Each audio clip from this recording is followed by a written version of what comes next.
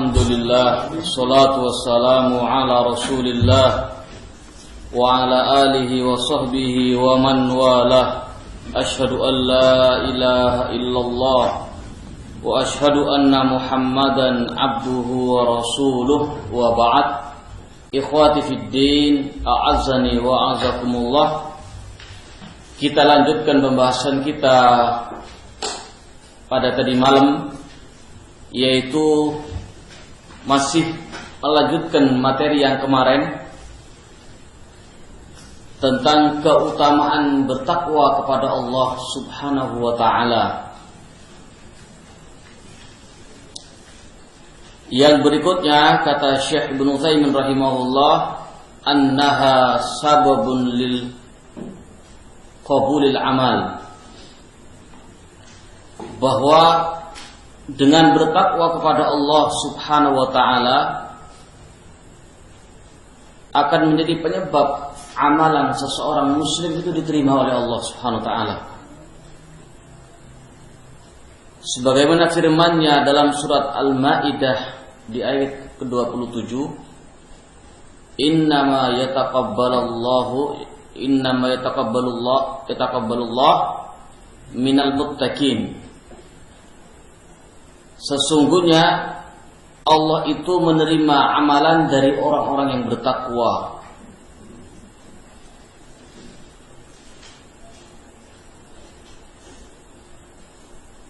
Imam As-Sa'di rahimahullah menjelaskan tentang tafsir ayat ini. Kata beliau, sekian aqwal dari para ulama mufassirin tentang ayat ini, namun beliau memilih dari sekian aqwal tersebut, kata beliau, wa asahul aqwal fi tafsiril muttaqin huna, dan qaul dari qaul-qaul yang ada yang paling sahih tentang tafsir al-muttaqin di dalam ayat ini adalah al-muttaqina lillahi fi dzalika al-amal. Naam, bi an yakuna amaluhum khalisan liwajhillahi. Naam, muttabi'ina fihi li sunnati Rasulillah sallallahu alaihi wasallam. Ini intinya, yaitu dia bertakwa kepada Allah dalam beramal dengan makna amalannya dia itu betul-betul ikhlas, murni mengharap wajah Allah dan mengikuti sunnah Nabi Muhammad sallallahu alaihi wasallam. Ini intinya. Sebagaimana yang telah saya sampaikan di majelis kemarin, bahwa di surat Al-Mulk sungguh cukup jelas ketika Allah berfirman, huwallazi khalaqal mauta wal hayata liyabluwakum ayyukum ahsanu amala. Ahsanu amala yakni akhlasuhu wa aswabuhu, kata Imam Fudail bin Iyad rahimahullah.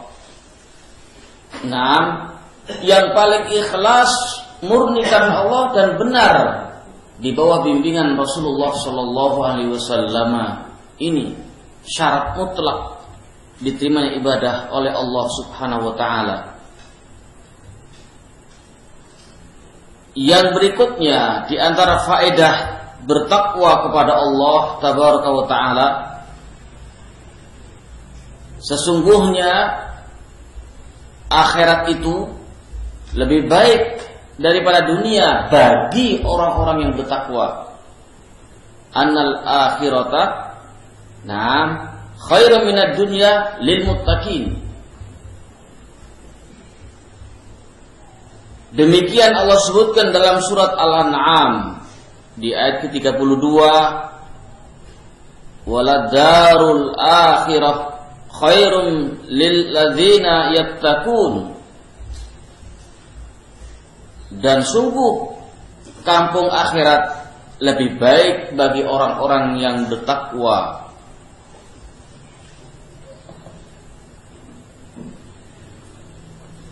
Kata beliau yang Sa'di rahimahullah, sebenarnya hakikat dunia itu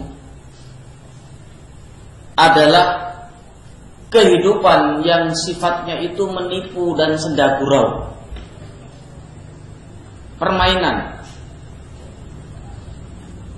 yang dirasakan dan dilakukan oleh badan-badan manusia ini, dan juga bagi kolbu-kolbu mereka ketika mereka terjun dalam dunia. Nah, adapun akhirat, kata Allah SWT, khairun lilladzina yattaqun, jelas jauh lebih baik bagi orang yang bertakwa. Apanya? Fi dzatiha, zatnya akhirat itu sendiri. Nah,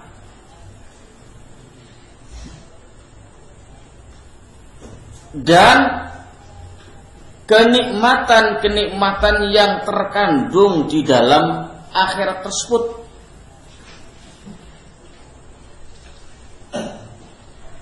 Dan yang betul-betul terdapati, terkabulkan segala apa yang diinginkan oleh jiwa di akhirat tersebut. Wa fiha ma tastahil anfus.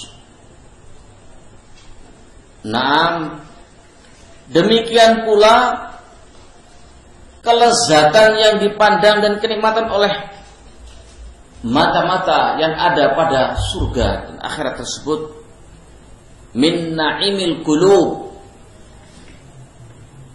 dari kenikmatan-kenikmatan kolbu, wal arwah dan ruh-ruh, wa kathratus surur wal afrah, dan kenikmatan, kebahagiaan dan kesenangan yang terus didapati di akhirat kelak di surga.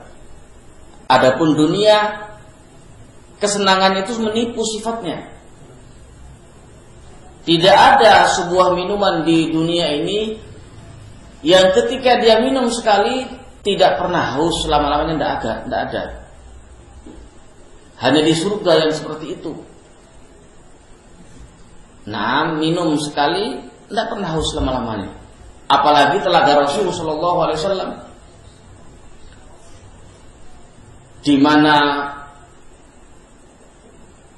airnya itu lebih putih daripada susu dan lebih manis daripada madu. Yang minum di situ tidak pernah haus selama-lamanya.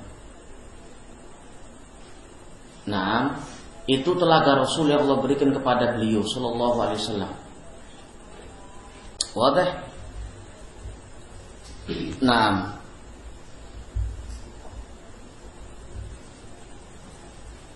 tetapi surga itu dan kenikmatan yang Allah berikan di akhirat kelak itu, naam, laisat likulli ahadin, bukan setiap orang merasakannya, bukan setiap insan, setiap manusia merasakan. La, wa innama hiya lil muttaqin, hanya saja ini adalah diperuntukkan untuk orang-orang yang bertakwa kepada Allah. Alladzina yaf'aluna awamirallah wa yatrukuna nawahihi, di mana orang-orang takwa ini selalu mengerjakan perintah-perintah Allah dan meninggalkan larangan-larangan Allah subhanahu wa ta'ala. Sehingga bagi orang yang bertakwa, kehidupan akhirat itu jauh lebih baik keadaannya daripada dunia ini.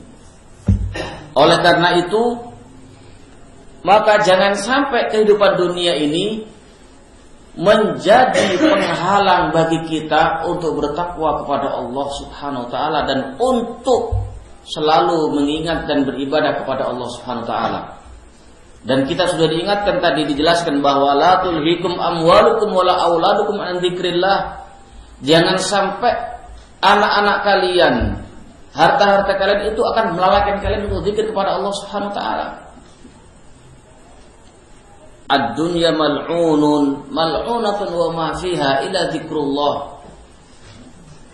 au muta'allimun, au alimun, au muta'allimun. Dunia ini terlaknat seisinya kecuali yang zikir kepada Allah, kemudian orang yang alim yang menjalankan ilmunya, yang mengamalkan, dan muta'allim yang belajar di atas agama yang hak.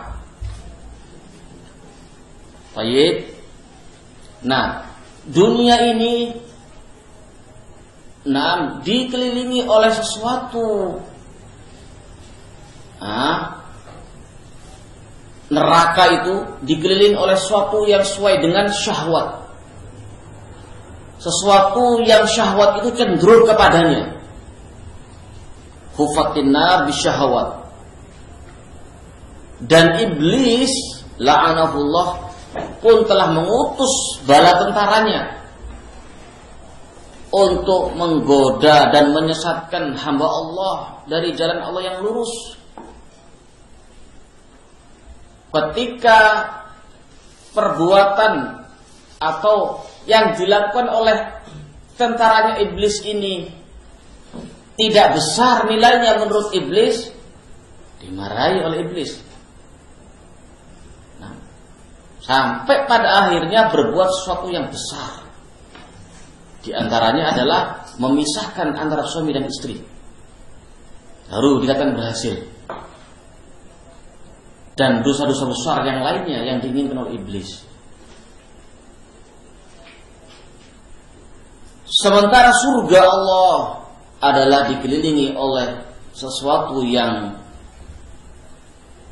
makarih, yang butuh dengan perjuangan, butuh kesungguhan, pengorbanan, dan berbagai macam upaya untuk tetap tegar di atas syariat Allah dan di bawah bimbingan Rasulullah SAW. Dikala orang pada larut di atas kesyirikan, dia menjaga diri dan menjauh dari itu dan di atas tauhid. Dikala orang-orang pada larut dalam kebid'ahan, dia terus menjaga di atas sunnah. Dikala orang-orang pada larut maksiat kepada Allah, dia tetap berusaha untuk bertakwa kepada Allah Subhanahu wa taala. Maka suatu yang berat yang tidak disukai, karena memang surga itu merupakan sijnul mukmin. Dunia ini sijnul mukmin wa jannatul kafir. Jannahnya orang kafir dunia ini, dan sijnnya orang mukmin, penjaranya orang mukmin. Apa maksud penjara? Diatur oleh Allah dengan syariatnya, sehingga tidak bisa dia berbuat seenaknya, semau hawa nafsunya, jika menginginkan keselamatan dan surga Allah Subhanahu wa ta'ala. Nah, kemudian yang berikutnya yaitu faedah takwa kepada Allah Subhanahu wa ta'ala.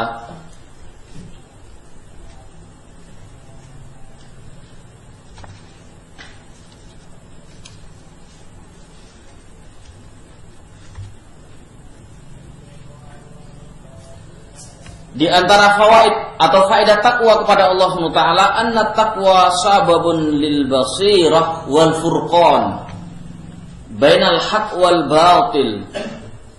Naam, wa takfiris sayyi'at wal maghfirah. Bahwa di antara takwa kepada Allah Subhanahu wa ta'ala itu menjadi penyebab al-basirah. Seseorang itu diberi basirah oleh Allah, diberi ilmu penglihatan. Nah, ilmu penglihatan, wal furqan, dan bisa membedakan mana yang hak dan mana yang batil, dan menghapus kesalahan-kesalahan dan dosa-dosa. Baik, disebutkan oleh Allah Subhanahu wa ta'ala dalam Al-Quran di surat Al-Anfal di ayat ke-29. Ya ayyuhalladzina amanu in tattaqullaha yaj'al lakum furqana wa yukaffir ankum sayyi'atikum wa yaghfir lakum.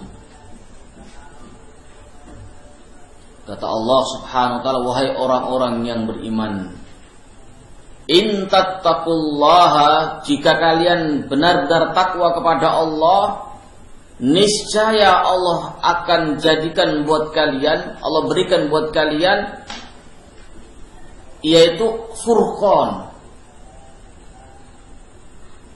Nah, diberikan ilmu oleh Allah untuk apa? Untuk membedakan mana yang hak dan mana yang batil. Ini luar biasa kalau seandainya dibaca tafsirnya secara lengkap. Bukan masalah yang remeh. Orang itu bisa tahu mana yang hak dengan yang batil. Luar biasa permasalahannya.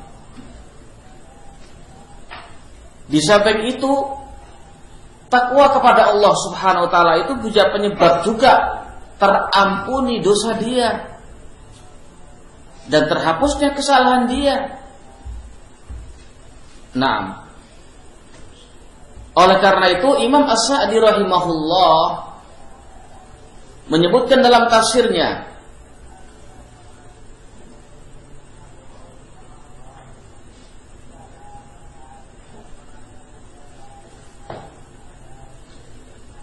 bahwa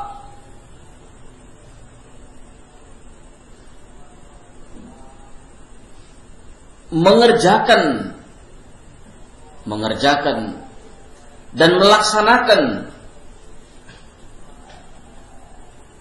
perintah Allah atau takwa Allah seorang hamba ini merupakan unwanus sa'adah wa alamatul falah. Nah, seorang hamba menjalankan takwa kepada Allah dengan makna yang disebutkan tadi, makna takwa ini berarti unwanus sa'adah, satu tanda kebahagiaan dia dan kemenangan dia, keberuntungan dia. Tadi telah disebutkan bahwa akibat yang baik, hasil yang baik di sisi Allah Subhanahu wa taala bagi orang yang bertakwa itu jelas akan mendapatkan kebaikan dunia dan akhiratnya. Dan sekian kemuliaan yang besar, yang banyak yang Allah berikan. Lah, di ayat ini kata Syekh Sa'di rahimahullah disebutkan bahwa orang yang bertakwa kepada Allah Subhanahu wa taala akan mendapatkan 4 poin. Mendapatkan 4 poin yang mulia bagi dia.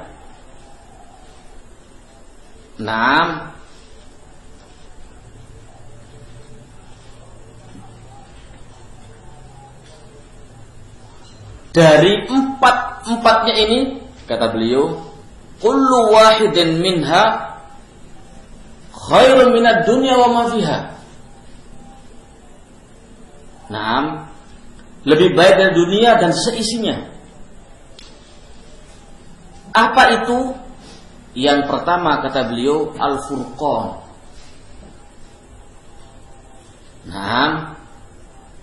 Al-ilmu wal huda. Al-ilmu wal huda alladhi yufarriqu bihi sahibuhu bainal huda wad dhalal wal haq wal batil wal halal wal haram wa ahli sa'adah min ahli syaqawah. Seperti yang Anda sampaikan tadi bahwa 1 poin ini sudah luar biasa dan cukup panjang kalau mau dibahas tafsirnya dan penjelasan para ulama Ahlus Sunnah seputar masalah ini.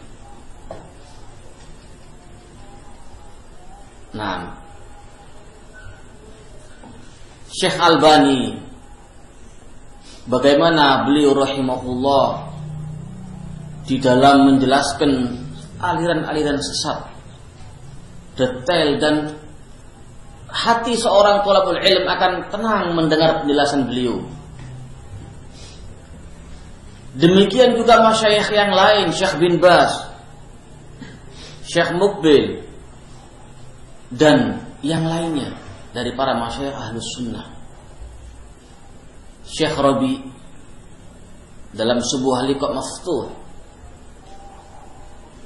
ketika beliau menjelaskan dan memberikan ta'liqat terhadap salah seorang syekh Ahlus Sunnah, ketika menjelaskan tentang kelompok-kelompok yang ada, maka beliau memberikan ta'liq bahwa kita harus mengetahui dan menjelaskan kepada umat bahwa aliran-aliran ini, ikhwan muslimin dan yang lainnya disebutkan di situ, itu adalah batil. Baik. Dan penisbatan kita kepada salaf adalah hak dan tidak termasuk seperti mereka-mereka ini, ikhwan muslimin dan yang lainnya. Kata beliau, Al-Quran, harus beliau menyampaikan, yusammal Quran al-Furqan li'annahu yufarriq bainal haq wal batil. Al-Quran itu dinamakan Al-Furqan karena memisah mana yang hak dan mana yang batil. Baik. Al-ilmu wal huda ini sungguh luar biasa. Kita diajarkan oleh Rasul sallallahu alaihi wasallam untuk minta kepada Allah, Allahumma inni as'alukal huda wat tuqa wal afaf wal hina. Kita minta kepada Allah untuk diberikan al-huda, petunjuk, wat tuqa dan ketakwaan kepada Allah Subhanahu wa taala. Nah, itu minta kepada Allah agar supaya diberi itu. Demikian pula ilmu. Naam, sangat luar biasa basirah yang tadi disebutkan oleh Syekh Muhammad bin Shalih Al-Utsaimin rahimahullah, di mana al-ilmu dan huda ini, naam, itu yang memiliki ilmu dan huda akan bisa memisahkan mana yang hak dan mana yang dolal. Nah, dengan sebab apa? Dengan ilmu dan huda dari Allah Subhanahu wa taala. Dan juga bisa memisahkan mana yang hak dan mana yang batil. Huda dan dolal, hak dan batil. Nah, dan mana yang halal, mana yang haram, dengan ilmu dan huda.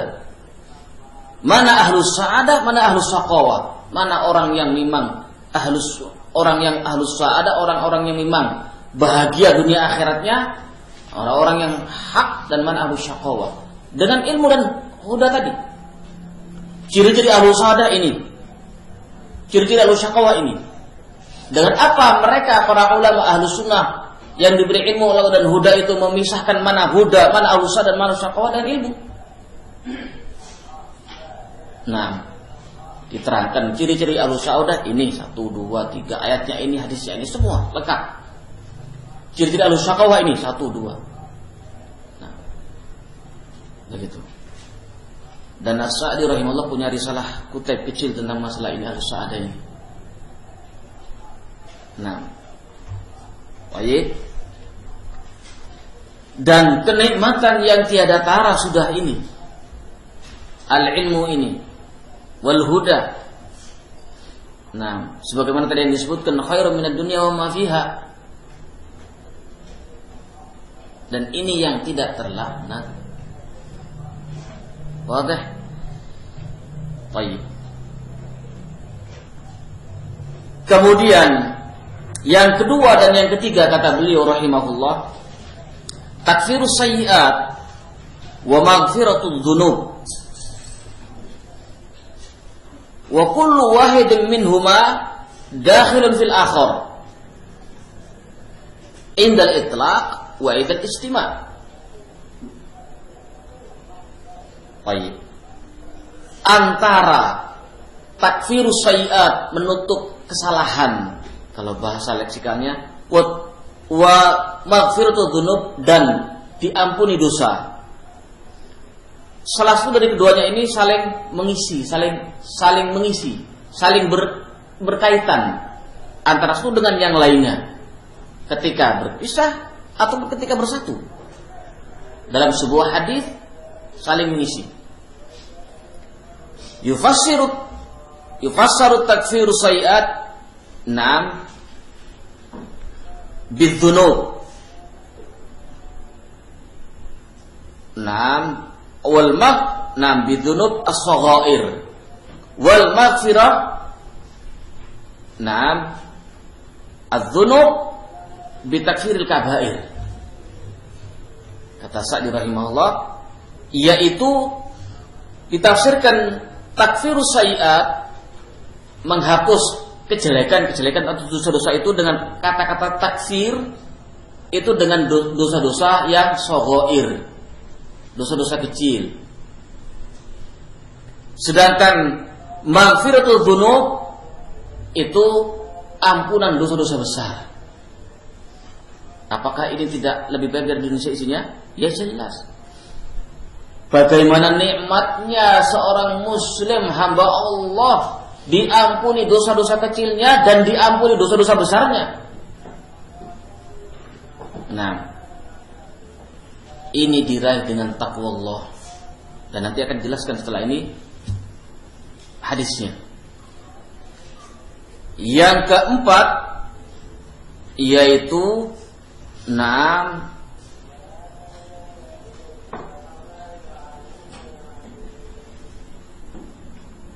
dari 4 masalah, 4 perkara yang terdapat dalam ayat tadi, yaitu al-ajrul azim, pahala yang besar, wathawul jazil, dan ganjaran yang melimpah kepada siapa itu semua, limanittaqa, bagi orang yang bertakwa kepada Allah Subhanahu wa taala. Nah, kemudian yang berikutnya yaitu faedah dari takwa kepada Allah Subhanahu wa taala, anna biha, ini bitaqwallah, tanalu ma'iyatullah al-khassah. Dia akan memperoleh kebersamaan dengan Allah secara khusus. Apa maksudnya? Allah sebutkan di dalam surat At-Taubah di ayat ke-36, wa'lamu annallaha ma'al muttaqin. Ketahuilah sesungguhnya Allah itu bersama orang-orang yang bertakwa. Apa kata Sa'di rahimahullah? Bahwa pertolongan Allah, aunullah wa nasruhu wa ta'yiduhu, nah itu semua mutaqarib maknanya. Pertolongan Allah dan pengukuhan dari Allah, pertolongan Allah juga yang seperti itu bersama orang-orang yang bertakwa. Faltahrisu ala istiqmalit taqwa, hendaklah kalian betul-betul semangat dalam menjalani takwa ini. Baik, takwa kepada Allah Subhanahu wa taala fi sirrikum wa alanikum, ketika kalian itu sendirian menyendiri atau di tengah halayak atau di depan orang lain, di depan umum. Naam, tetap kondisinya dia menyendiri maupun di tengah halayak, wal qiyamu bi taatillah azza wajalla. Naam, terus melaksanakan taat kepada Allah Subhanahu wa taala. Ini juga butuh keilmuan. Ini juga butuh bimbingan para ulama ahlus sunnah. Kapan dan bagaimana kita harus berbuat ketika ada kondisi seperti ini, kasus ini, begini, masalah begini. Nah, bagaimana ketika ada perkara yang seperti ini, apa yang harus kita lakukan? Itu semua nggak boleh keluar dari takwa Allah Subhanahu wa taala. Makanya Ana bilang kemarin bahwa Syekh Ibnu Utsaimin menulis kitab ini banyak keutamaan takwa dalam Al-Qur'an 100 sekian. Dengan pengulangan-pengulangan yang ada. Kurang lebih kalau nggak diulang sekitar 60 sekian dalam Al-Qur'an. Nah, sebagaimana muqaddimah yang Ana sampaikan kepada antum bahwa dari sekian ibadah yang Allah syariatkan atas hambanya itu, di antara hikmahnya la'allakum tattaqun, agar menjadi orang-orang yang bertakwa. Nah, oleh karena itu maka barakallahu fiikum, kita harus lebih giat, lebih semangat, dan lebih lagi mementingkan dan lebih mengoreksi ke dalam. Semakin banyak amalan takwa kita kepada Allah Subhanahu wa taala, semakin sempit itu maksiat. Sebagaimana semakin banyak sunnah yang kita kerjakan ini, semakin sempit juga itu bid'ah. Apa yang harus kita perjuangkan kalau bukan ini? Jika kita menginginkan kemuliaan dari Allah Subhanahu wa taala. Nah, oleh karena itu maka al-ilmu wal huda ini adalah penting. Al-ilmu wal huda adalah penting. Nah, jadi orang-orang jahiliyah itu, nah, mereka ketika selesai melakukan manasik haji itu berdoa kepada Allah. Makanya kata Allah disebutkan dalam surah Al-Baqarah, fa idza qadaitum manasikakum fadhkurullaha ka dzikrikum aba'akum au ashadda dzikra. Wa minan nasi man yaqulu rabbana atina fid dunya wa ma lahum min fil akhirati min khalaq. Wa minhum man yaqulu rabbana atina fid dunya hasanah wa fil akhirati hasanah wa qina adzabannar. Kata Allah, ketika kalian selesai melaksanakan manasik kalian, cepat kalian zikir kepada Allah sebagaimana kalian menyebut nenek moyang kalian. Bahkan kalian harus lebih sangat zikir kepada Allah, lebih banyak. Jadi orang jahiliyah itu kalau zikir, itu nyebut nenek moyang. Dia yang sebut nenek moyang mereka. Mereka fulan aman dan sebagainya. Kalau tegur seperti itu. Nah, ada sebagian orang itu yang berdoa, Rabbana atina fid dunya. Ya Rabb, kami berikan kami di dunia. Di akhirat enggak dapat apa-apa. Dunia itu yang diminta. Tetapi wa minhum, kata Allah, dari mereka ada yang berdoa, Rabbana atina fid dunya hasanah wa fil akhirati hasanah wa qina adzabannar. Ya Rabb kami, berilah kami dunia ini kebaikan dan di akhirat juga kebaikan, dan lindungi kami dari siksaan api neraka. Sudah ayat ini kalau kita nggak merujuk kepada mufassirin mufassirin yang mu'tabar, sahabat, tabi'in dan tabi'in dan ulama sunnah, ya berat. Ini kita bermunculan para dai-dai. Kita ini harus seimbang sudah antara dunia dan akhiratnya. Beleher sudah kemana-mana. Nah, kita ini harus kaya sebagaimana sahabat kaya. Fulan, sebutkan nama sahabatnya. Nah, begitu. Akhiratnya juga demikian. Sehingga ada hadis, sudah, pokoknya sudah ngawur, sudah enggak terkendali. Ada hadis mengatakan ikmal li akhirataka annaka tamutu ghadan, ikmal li dunyaka annaka ta'isu abadan. Repot.